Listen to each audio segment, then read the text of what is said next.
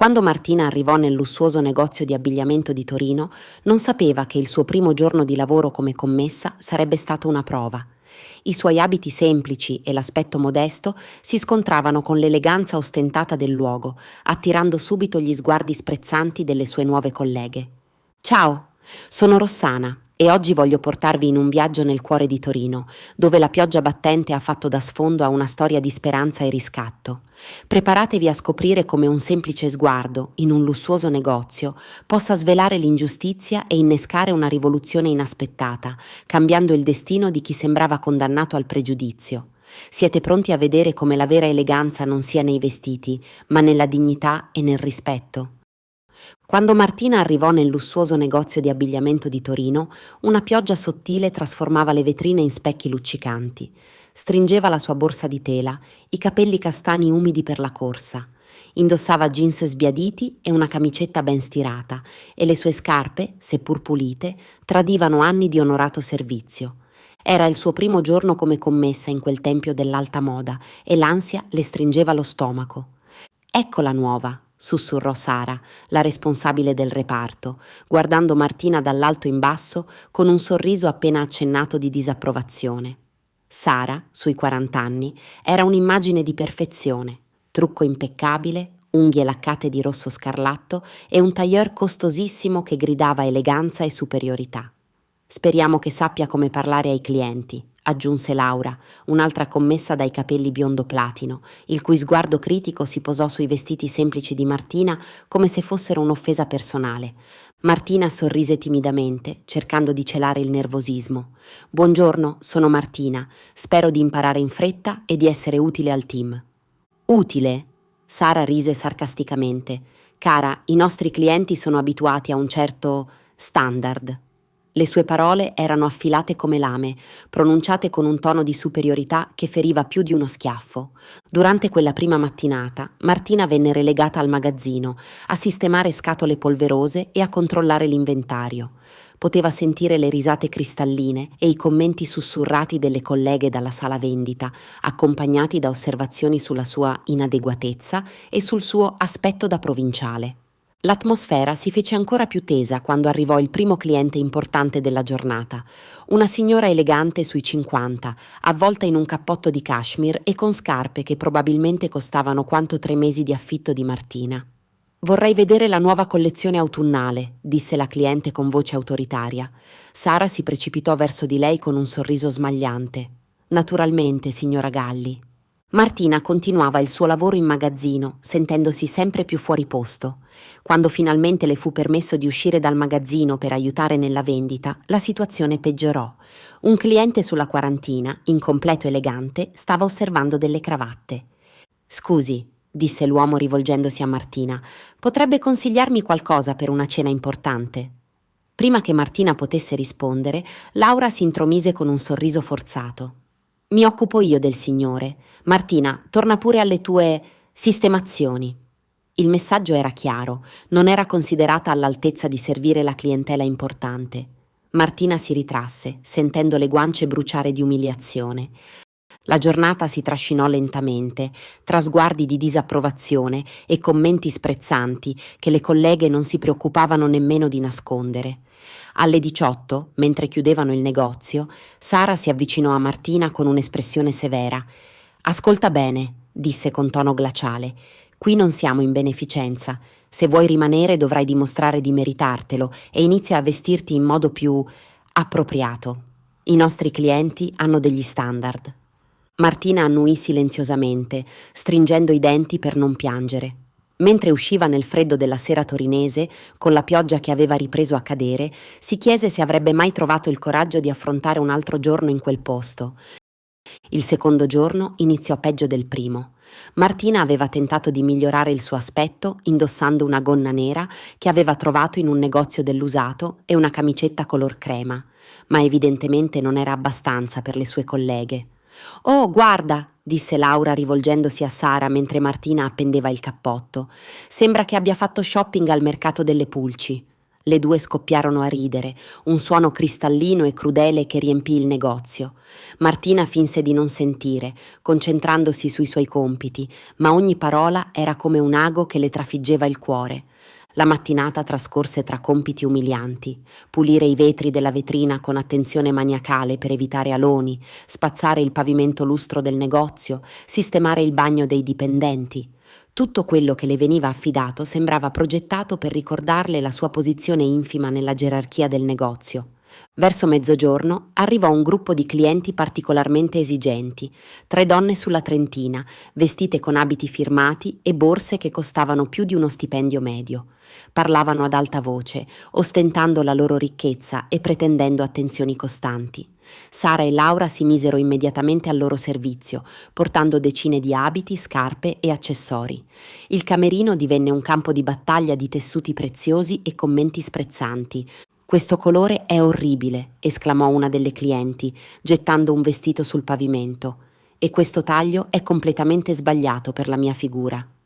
Mentre le due commesse veterane cercavano disperatamente di accontentare le clienti capricciose, Sara notò Martina che osservava la scena dal fondo del negozio. «Tu», le gridò con tono imperioso, «raccogli tutto e rimettilo a posto». Martina si inginocchiò silenziosamente, raccogliendo i vestiti pregiati dal pavimento marmoreo. Le clienti la guardavano con un misto di indifferenza e fastidio, come se fosse un mobile che intralciava il loro shopping. «Chi è quella?» chiese una di loro indicando Martina con il mento. «La nuova», rispose Laura con un tono che trasudava disprezzo. «Ancora in prova, non so se durerà molto». «Si vede che non è del nostro ambiente», commentò un'altra cliente. «Alcuni posti richiedono una certa classe naturale». Le parole colpirono Martina come schiaffi, ma lei continuò a lavorare in silenzio, piegando accuratamente ogni capo e controllando che non ci fossero danni. Le sue mani tremavano leggermente, ma la sua determinazione rimaneva salda. Nel pomeriggio la situazione raggiunse il culmine quando arrivò un cliente importante, un uomo sulla sessantina che cercava un regalo per sua moglie. «Vorrei qualcosa di esclusivo», disse con voce autorevole, «per il compleanno di mia moglie. Il prezzo non è un problema». Sara si trasformò immediatamente, diventando la personificazione della cortesia professionale. «Certamente, abbiamo proprio ricevuto una collezione limitata che potrebbe interessarle». Mentre mostrava i capi più costosi del negozio, l'uomo notò Martina che sistemava silenziosamente gli scaffali. «Scusi», disse rivolgendosi a lei, «lei cosa ne pensa di questo vestito? Ha un'aria così autentica. Mi fido del suo giudizio». Prima che Martina potesse rispondere, Sara si intromise con un sorriso forzato, ma la voce tesa per l'irritazione. «Oh, signore, lei è molto gentile, ma Martina è nuova e non ha ancora esperienza con la nostra clientela». L'uomo sembrò perplesso, ma non insistette. Tuttavia, il seme del dubbio era stato piantato. Mentre completava l'acquisto di un vestito da 3.000 euro, continuava a lanciare occhiate curiose verso Martina. La giornata si concluse con Sara che chiamò Martina nell'ufficio sul retro. «Ascolta bene», disse sedendosi dietro la scrivania come un giudice severo. «Non so che gioco stai facendo, ma qui comando io. Non cercare di metterti in mostra con i clienti. Il tuo lavoro è sistemare, pulire e stare zitta. Chiaro?»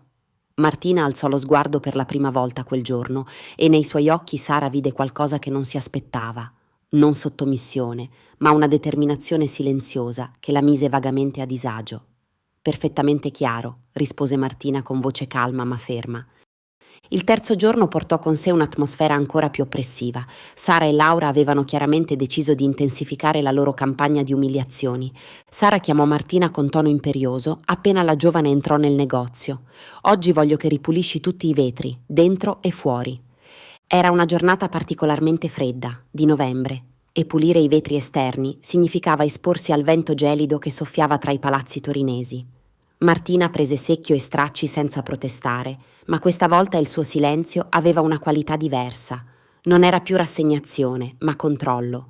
Verso metà mattinata, mentre Martina era ancora impegnata con i vetri esterni, si fermò davanti al negozio una Mercedes nera dai vetri scuri. L'autista scese e aprì la portiera posteriore, da cui uscì un uomo sui 45 anni, che trasudava eleganza e autorità. Le sue scarpe di pelle italiana lucida riflettevano le luci del negozio mentre si avvicinava all'ingresso. All'interno, Sara e Laura non lo avevano ancora notato, impegnate com'erano a servire una cliente e a commentare sarcasticamente il lavoro di Martina. L'uomo entrò silenziosamente nel negozio, fermandosi vicino all'ingresso ad osservare la scena. «Posso aiutarla?» chiese finalmente Sara, notando la sua presenza e assumendo immediatamente l'atteggiamento servile riservato ai clienti benestanti.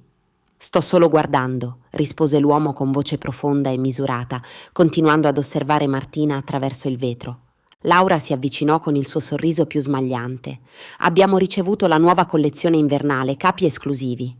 L'uomo annuì distrattamente, ma la sua attenzione rimase focalizzata su Martina.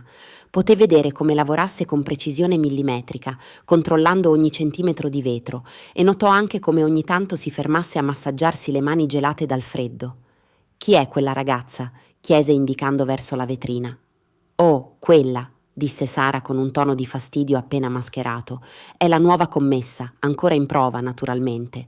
Non so se sarà adatta al nostro tipo di clientela».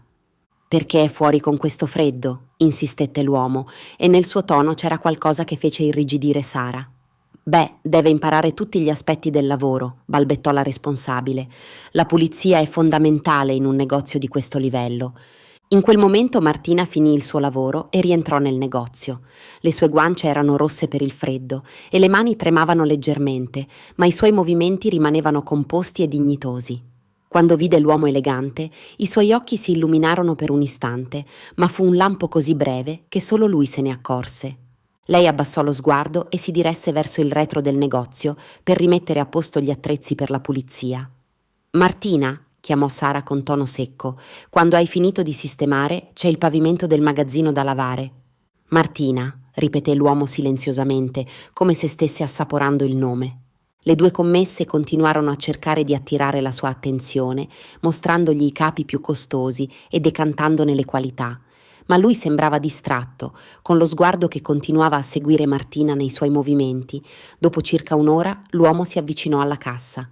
«Prenderò quella sciarpa», disse indicando un accessorio da 300 euro, «e vorrei parlare con la proprietaria o il responsabile del negozio». «Io sono la responsabile», disse Sara gonfiando il petto con orgoglio. «No», rispose l'uomo con un sorriso che non raggiunse i suoi occhi. «Intendo il proprietario, il vero proprietario». Sara impallidì leggermente. «Il proprietario non viene quasi mai qui, gestisce tutto attraverso noi responsabili». «Capisco», disse l'uomo pagando la sciarpa. «Comunque vorrei che gli riferisse che sono passato. Ditegli che è venuto Marco». E con questo uscì dal negozio lasciando dietro di sé un'atmosfera di confusione e una strana sensazione di inquietudine che Sara non riusciva a spiegarsi. Il quarto giorno iniziò con un'atmosfera elettrica. Sara era nervosa da quando il misterioso Marco aveva lasciato quel messaggio criptico e la sua ansia si trasformava in aggressività diretta verso Martina. «Oggi voglio tutto perfetto», annunciò con voce tesa. «Abbiamo una visita importante e non posso permettermi errori». «Tu», disse puntando il dito verso Martina, «starai nel magazzino e non ne uscirai, a meno che non te lo dica io personalmente». Martina annuì silenziosamente, ma nei suoi occhi c'era qualcosa di diverso, una calma che contrastava con l'agitazione crescente delle sue colleghe. Verso le 10 del mattino una telefonata fece impallidire Sara. Dall'altra parte della cornetta una voce autoritaria annunciava: «Il proprietario arriverà tra un'ora, voglio che tutto sia impeccabile». «Oddio», sussurrò Laura quando Sara le riferì la notizia, «non l'ho mai visto di persona, dicono che sia molto esigente». Le due donne si lanciarono in una frenetica attività di pulizia e sistemazione, controllando ogni dettaglio del negozio, riposizionando capi, lucidando superfici. Nel frattempo, Martina rimase nel magazzino come ordinato, ma stranamente sembrava la più tranquilla di tutte, un'oasi di calma nel caos crescente. Alle 11 precise, la stessa Mercedes nera del giorno precedente si fermò davanti al negozio. Questa volta però l'uomo elegante non entrò come un semplice cliente curioso, ma con il passo deciso di chi è padrone di casa. Sara e Laura si irrigidirono quando lo riconobbero. Ma lei è...» balbettò Sara. «Marco Santini», disse l'uomo con voce ferma, «proprietario di questa catena di negozi, e voi due siete Sara Rossini e Laura Bianchi, giusto?» Le due donne annuirono terrorizzate, realizzando improvvisamente la gravità della situazione.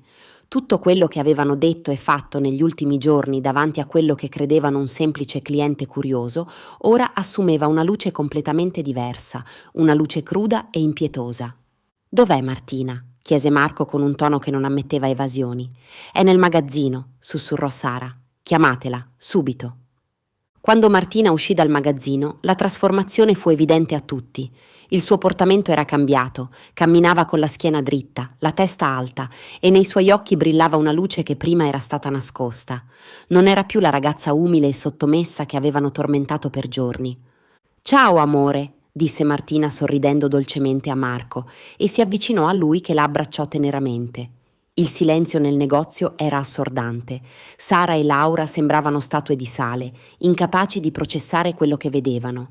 «Vi presento mia moglie», disse Marco con orgoglio evidente nella voce. «Martina Santini». La verità si abbatté su di loro come una valanga, tutti i commenti sprezzanti, le umiliazioni, i compiti degradanti. Tutto era stato fatto davanti alla moglie del proprietario. Ma, riuscì a balbettare Laura. Martina si girò verso di loro e la sua voce, prima sempre sommessa, ora risuonava chiara e ferma. Perché volevamo capire che tipo di ambiente di lavoro fosse stato creato qui. Volevamo vedere come venivano trattate le persone. E devo dire, aggiunse Marco con voce gelida, che quello che abbiamo scoperto è inaccettabile. Il modo in cui avete trattato quella che credevate una collega indifesa dice tutto sulla vostra professionalità e soprattutto sulla vostra umanità. Sara cadde in ginocchio, letteralmente. La prego, signor Santini, posso spiegare? Volevamo mantenere gli standard. Gli standard, la interruppe Martina. Quali standard prevedono di umiliare una persona, di farla lavorare al freddo mentre voi ridete, di trattarla come se fosse invisibile? Marco tirò fuori il telefono. Ho registrato tutto quello che è successo negli ultimi giorni. Le telecamere di sicurezza hanno catturato ogni vostra parola, ogni vostro gesto. Quello che avete fatto, continuò Martina, non era mantenere standard professionali, era bullismo puro e semplice. E il fatto che lo abbiate fatto credendo che io non potessi difendermi rende tutto ancora più grave. Le lacrime iniziarono a scorrere sul viso di Sara. Non sapevamo, se avessimo saputo chi era lei. Esatto, disse Marco con durezza. Non sapevate, e questo è il punto. Avete mostrato il vostro vero carattere quando pensavate che non ci fossero conseguenze. Laura tentò un ultimo, disperato appello. Possiamo cambiare, possiamo migliorare. Martina la guardò con una miscela di tristezza e fermezza. Il cambiamento deve venire dal cuore, non dalla paura delle conseguenze, e quello che abbiamo visto qui non era solo mancanza di professionalità, era crudeltà. Marco consegnò a entrambe una busta. Queste sono le vostre lettere di licenziamento, immediate ed effettive da oggi. Ma il lavoro, pianse Sara, ho bisogno di questo lavoro. E tutti hanno bisogno di essere trattati con dignità, rispose Martina. Qualcosa che voi avete dimenticato. Mentre le due ex dipendenti raccoglievano le loro cose in silenzio, Marco abbracciò di nuovo sua moglie. Sei stata incredibile, le sussurrò all'orecchio. So quanto è stato difficile per te. Era necessario, rispose Martina. Ora sappiamo cosa dobbiamo cambiare, non solo qui, ma in tutti i nostri negozi. Quando Sara e Laura uscirono per l'ultima volta con i loro cartoni di oggetti personali, la lezione era chiara.